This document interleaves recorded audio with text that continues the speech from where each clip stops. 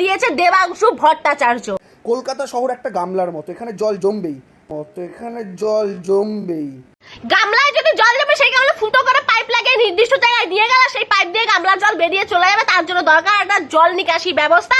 কিন্তু আপনার পিসিমা ওই অনুদান আর ভাতা দিয়ে সব টাকা শেষ করে ফেলেছে, তাই জল নিকাশি ব্যবস্থাটা করতে পারেনি, তাই আছে কলকাতার এই দুর্দশা। আপনার লজ্জা করে না? আপনি একটা শিক্ষিত ছেলে, আপনার মধ্যে কোনো যুক্তিবাদ মানে কোনো যুক্তিবাদী কোনো বিচার বিশ্লেষণের কোনো বুদ্ধি শুদ্ধি বুদ্ধিজ্ঞান আপনার মধ্যে নেই। এই দেবাংশু ভট্টাচার্য বলে যাও ইউটিউবে গিয়ে সার্চ করো কোন রাজ্যে কিরকম বন্যা হচ্ছে। কেন অন্য রাজ্যে কেন দেখতে যাবো? আমি আমার রাজ্যই দেখবো। আপনার পিসিমাকে কি বাংলার মানুষ মুখ্যমন্ত্রী বানিয়েছে মুখ দেখার জন্য আর আপনার এই নোংরা রাজনীতি দেখার জন্য? লজ্জা করে না? এইটুকু বিবেকবোধ মনুষ্যত্ব বোধ আপনার নেই? একটা শিক্ষিত ছেলে আপনি, আপনি এই দুর্যোগের পরিস্থিতিতেও রাজনীতি করছেন, রাজনীতিকে টেনে আনছেন।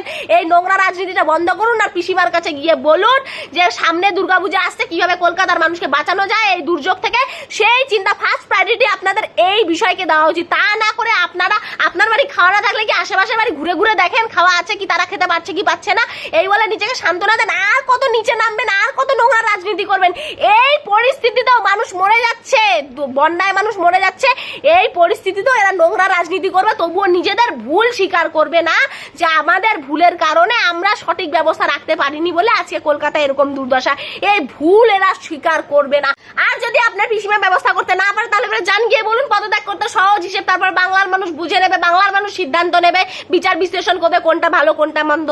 এই ডোবার চিত্রগুলো আপনারা ইউটিউবে এখন যান, Bangalore flood 2025, Mumbai flood 2025, Delhi flood 2025, search করুন দেখতে পাবেন।